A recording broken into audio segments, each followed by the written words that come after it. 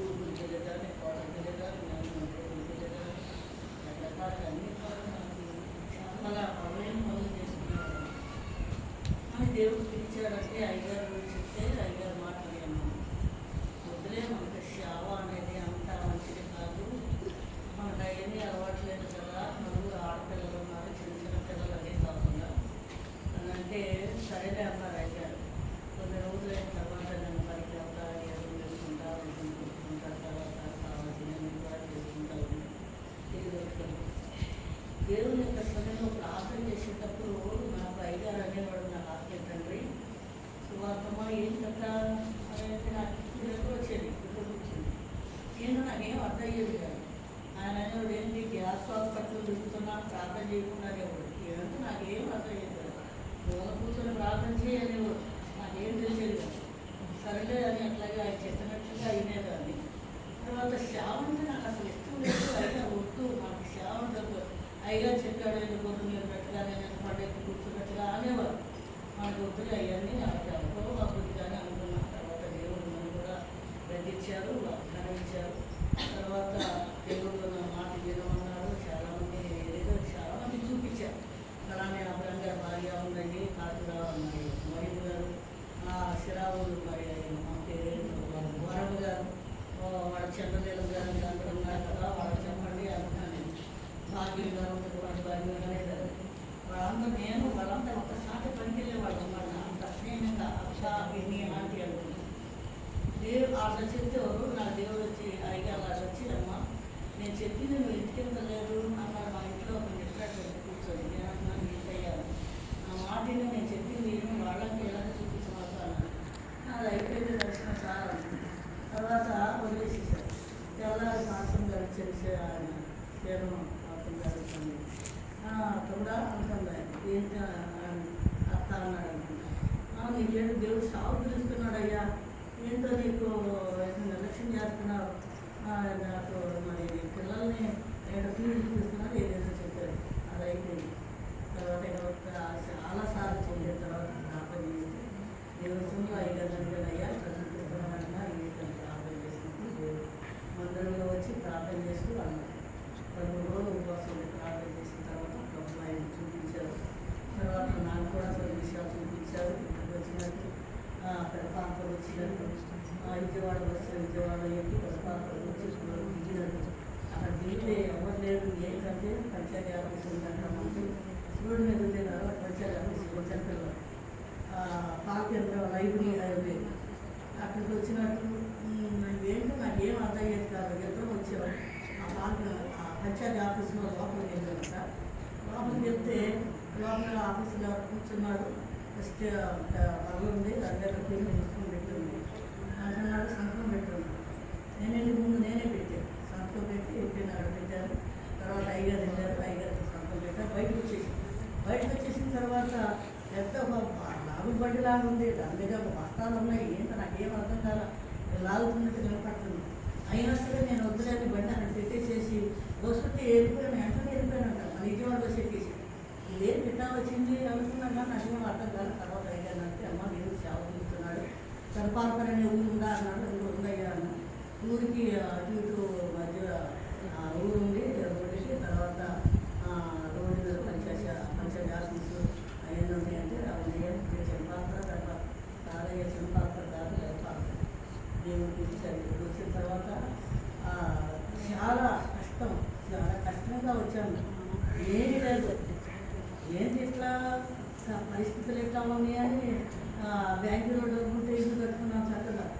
ఇదేంటి ఎట్లా ఉంది, ఆ ఇల్లు కట్టుకుంటుంటే దేవుడు చెప్పాడు ఇదేంటి నువ్వు ఇల్లు కట్టుకున్నాను, ఇల్లు చదవడం చేస్తున్నాను. ఇలా ఇల్లు చెప్పినా నాకు అర్థం కావట్లా. సరేలే అది అయిపోయింది. ఏదో మెషిన్ వేసాను, తర్వాత గేదె వేసాను. తర్వాత బ్యాంకులో డబ్బులు తీసుకొని ఆ ఇల్లు పైకి కట్టాను. ఆ ఇల్లు కట్టిన అసలు ఎట్లా ఉందంటే అట్లా ఉంది ఆ ఇల్లు. తర్వాత సరేలే ప్రభుత్వాలు మాట్లాడారు కదా, దర్శనం ఇలా చెప్పాను ఇల్లమ్మా అన్నాడు. 12వ తారీఖు వచ్చి ఇక్కడ మీటింగ్ పెట్టాము. జనవరి 12వ తారీఖు మనం 58లో పెడితే అదే సార్లు హాయిగా ఊళ్ళో తెచ్చి చూసి అక్కడ అన్నారు అవన్నీ కూడా నేను ఊళ్ళో రానన్నా. ఇదేంటి నల్లదాకా మేము సేవ మమ్మల్ని నేను రావాలన్నా అనుకున్నా.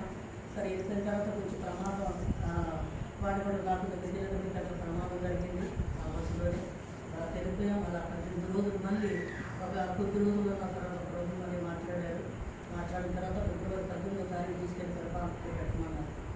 సరే దేవుడు మాట విని తర్వాత మా అమ్మ గారు మధ్యాహ్నం చేస్తారు. ఆయన కొన్ని సామాన్లు తీసుకొని ఆయన తీసుకొచ్చి అక్కడ రోడ్డు మీద దిగేటప్పటికి రమదాస్ గారు రోడ్డు మీద ఉన్నారు. బాటలు రాజుగారు బాటలు పెద్ద బాటలు పెద్ద అక్కడ ఆయన ఆ బాటల దగ్గర ఆయన ఉంటే ఏంటంటే అన్నారు వందనాలు దేవుడు పిలిచాడు. ఎక్కడికి వెళ్తారు మరి అన్నారు రమదాస్ గారు. ఎక్కడికి వెళ్ళాం దేవుడు పిలిచారు మరి ఏంటి మాకేం అర్థం కాలేదు. సరే గడపాని గుడిలో నువ్వు అప్పు చెప్తాడా అయ్యా గడపాని గుడిలో అప్పు చెప్పడానికి దేవుడు అక్కడికి వెళ్ళమని చెప్పలేదు. చేసే గుడిలో అప్పు చెప్తానన్నా ఇలాంటి వద్దునా ఎక్కడన్నా పడాలి ఎక్కడన్నా ప్రార్థన పెడతాం సాక్ష్యం చెప్తాం ఎవరన్నా మరి మా అంటారు లేకపోతే దేవుడు రక్షించారు అనుకున్నాం. సరే అక్కడ వాసన ఉన్నారు వాళ్ళందరూ కూడా రక్షించి ప్రార్థన చేశారు. ఆ ప్రార్థన పెట్టి ఇక్కడ ఉండిపోయా తీసుకొచ్చి రవిదాస్ గారు వేసు బాబు పిల్లగా వేసు బాబు ఉన్నారు. నీకు ఇంటి ఎలా ఉండాలండి అక్కడ ఉండండి అని పెట్టారు. మరి అక్కడ కొన్ని రోజులు చాలా కష్టంగా ఆమె వైపు లేదు రావడానికి కూడా మాకు ఇతర బిందులు ఉన్నాయి. ఆ బిందులు తాకట్టు పెట్టి వచ్చాము అప్పుడు ఛార్జీకి కూడా. అప్పుడు అంత అయిపోయింది. అప్పుడు వచ్చిన తర్వాత దేవుడు చెప్పుకుంటారు వాళ్ళ ఇంట్లో ప్రభుదాస్ గారు 3 రోజులు కూడా వాళ్ళ ఇంట్లోనే. తర్వాత ఈ పిల్లలు మన దేవదాస్ కానీ సామ్యులకి కానీ విద్యోనికి కానీ రాణికి కానీ విద్య కానీ ఎవరికి పెళ్ళిళ్ళు కాదు మన ప్రభుదాస్ గారి పిల్లలకి. వాళ్ళందరూ చిన్న చిన్న పిల్లలు మా పిల్లలు కూడా చిన్న పిల్లలు. ఇక వాళ్ళు కలిసి అక్కడే రక్షణ పొంది వాళ్ళంతా మా ఇంట్లోనే రక్షణ కూర్చోబెట్టి ఇప్పుడు ఆ ఇల్లు అట్లాగే ఉంది. ఆ ఇంట్లోనే రక్షణ కూర్చోబెట్టి తర్వాత ఆమె పాపం దేవం గారు పాపం చిన్న చిన్న గుడ్డులో ప్రశ్నలు పుస్తకాలు తీసుకుంటుంటే గ్యాస్ లైట్ ఆ టైంలో ఫస్ట్ లైట్ దేవుడు కుటుంబం బట్టి దేవుడు అట్లా పంపించారు. కానీ తర్వాత చాలా కష్టాలు వచ్చినాయి. 3 సంవత్సరాలు కూడా 39 నెలలు చాలా కష్టాలు ఉండడానికి తినడానికి కట్టుకోవడానికి ఏం లేదు కాదు. దేవుడు వాగ్దానం ఇచ్చాడు. ఏదో మరి ఆ టైంలో చాలా ఓపిక ఎందుకంటే ఓపిక ఇచ్చారు దేవుడు కాబట్టి. తర్వాత వాగ్దానం ఇచ్చాడు. వాగ్దానం ఇచ్చిన తర్వాత ప్రభుత్వంలో ప్రార్థన చేస్తుంటే ఒక మాట అన్నారు, ఇదిగో నువ్వు ఆయన అడుగుపెట్టి ప్రతిసారం నీ స్థానంలో వాగ్దానం చేశారు. చాలా వాగ్దానాలు ఇచ్చాడు దేవుడి కృపను బట్టి. కొంచెంగా దేవుడు ఇలా నిలబెట్టారు. కానీ ఇప్పుడు సురువుని చెప్పిన మాట కరెక్ట్గా నిజంగా ఎంతమంది ఎన్ని చోట్లకి వెళ్ళామో. ప్రభుదాస్ గారు మమ్మల్ని తీసుకెళ్ళి పాపం ఆ అమ్మాయి కోసం ప్రార్థన చేసేవాళ్ళం. నిజంగా ఆమె చాలా పాపంగా ఇప్పుడు పెద్దవాళ్ళు అయిపోయారు. ఆమె చూసేది ఏదున్నా ఆమె కట్టి పంపించేది. అక్కడికి వెళ్ళి ఆ తర్వాత దేవుడు సువార్త కోసం తిరుగుపాడు 8 మంది 9 మంది అక్కడ రక్షణ పొందారు. పాపం కూడా 10 మంది రక్షణ పొందారు. పత్తిపాడ 16 మంది రక్షణ పొందారు. ఆ ఉత్తపాకం నుంచి రక్షణ పొందారు. వీళ్ళందరూ కూడా ఇలాంటి మరి ఎందుకనో ఆదరంగా సొగతలరా దేవుడి కష్టాల్లో కూడా నిలబెట్టాడు. మరి మంచిగానే చేశాడు. ఇప్పుడు చాలా మంచిగా ఇచ్చాడు దేవుడు. ఎక్కడైన స్థలంలో ఇస్తానని వాగ్దానం చేశారు. నాకు ఒక వాగ్దానం చెట్ల 15 సెంట్ల స్థలం ఇస్తాను. నాకు విజయవాడ ఇల్లు అంటే నాకు చాలా బాగుండేది. ఏడుపు వచ్చేది. ఇల్లు వదిలిపెట్టి వచ్చాం. అసలు నా కళ్ళలో కూడా అక్కడికి వెళ్ళిపోయి ఉన్నట్టుగానే కనపడేది. నాకు ఇదే మళ్ళీ వచ్చేసాను ఇక్కడికి అనుకునేదా. అలాంటిది ఒక భ్రమలాగా ఉండేది నాకు విజయవాడ ఇల్లు అండి. అక్కడ ఇల్లు వదిలిపెట్టి వచ్చేసాం. అప్పుడు అంత ఏడుపులో మా దేవుడు ఎందుకు చెప్పాడు, నీకు 15 సెంట్ల స్థలం కరెక్ట్గా ఇస్తామన్నారు ఇక్కడ దేవుడు. అలాగే నిజంగా చిన్నగా 15 సెంట్లు కరెక్ట్గా చేశాడు. అది కానీ ఇది కానీ ద్వారా దేవుడు చెప్పిన వాగ్దానం నెరవేర్చారు. కాబట్టి అన్ని జరిగినాయి కానీ సంఘం పెరగలేదు. ఎందుకంటే ఈ రక్షణ అంటే చాలామందికి ఆటంకం. మరి చాలామంది కూడా రక్షణ పొందిన వాళ్ళకి ఆటంకం, పొందడానికి వచ్చే వాళ్ళకి ఆటంకం. ఒక నాకు బాధ ఏంటంటే దేవుడు అన్నీ ఇచ్చాడు కానీ సంఘం పెరగకుండా మనుషులు ఆటంకంగా ఉన్నారు. తన విషయంలో మీరందరూ ప్రార్థన చేయండి చెప్తున్నారా. అన్నీ ఇచ్చాడు కానీ ఆత్మరక్షణ పొందాలి కదా. ఎన్నో ఇప్పుడు వస్తున్నారు వాళ్ళు 1000 మంది ఉన్నారు. వాళ్ళకి సంఘస్థులు ఇప్పుడు ఎంతమంది ఇప్పుడు సతీష్ కుమార్ పెట్టారంటే 50 మంది అంట. మాకు 50 మంది లేరు. కనీసం 100 మంది ఉన్నా సరిపోద్దాం అనుకుంటాను. ఇన్ని ఇచ్చాడు దేవుడు. కానీ ఇన్ని కష్టాల్లో కూడా మరి వాచిగాన్ని వాగ్దానం చేశాడు. ఆయన అన్ని ఇచ్చాడు. నేను ఆశ్రదించిన వాళ్ళని ఆశ్రదిస్తాను. అది నాకు 12వ అధ్యాయంలో నాకు వాగ్దానం ఇచ్చాడు. చాలా అడుగుపెట్టి ప్రతిస్తాను జీవిస్తానన్నాడు. అన్ని జనుల మధ్య రక్షణ సువార్తను బోధించినాను.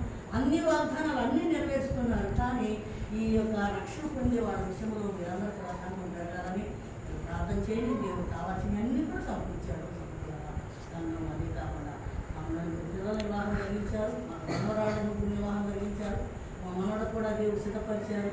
దేవుడు ఎంతవరకు కూడా మాకు ఆరోగ్యం ఇచ్చారు. మీరందరూ చేసే ప్రార్థన ద్వారా తర్వాత మా మనవాళ్ళు ఇప్పుడు దేవుడు సేవలో నిలబడేటట్టుగా, మా వివాహాలు జరిగేటట్టుగా, ఈ ప్రాంతంలో దేవుడు శుభార్తలు ఎక్కువగా పెరిగేటట్టుగా, మీరు ఆ దేవుడు బిడ్డలు కూడా మరి సంఘం కూడా పెరిగేటట్టుగా మీరందరూ కూడా మా మనవాళ్ళ కోసం, మనవాళ్ళ కోసం, మా కుమార్తెల కోసం, మా కోసం, సంఘం కోసం మీరందరూ ప్రార్థన చేయండి. వారికి విశ్వాసం అందరికీ తెలియపడుతూ దేవుడు స్తోత్రం.